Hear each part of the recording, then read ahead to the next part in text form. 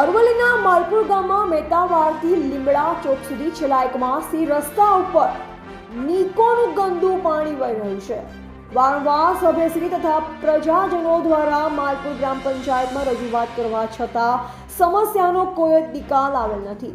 નિકોમાંથી પાણી બહાર આવે અને ગટરના ઢાંકણામાંથી પણ ખરાબ પાણી બહાર આવે છે। મંદિર જવું હોય અથવા બાળકોને શાળામાં જવું હોય તો ગંદા પાણીમાં થઈ મજબૂર થવું પડે છે।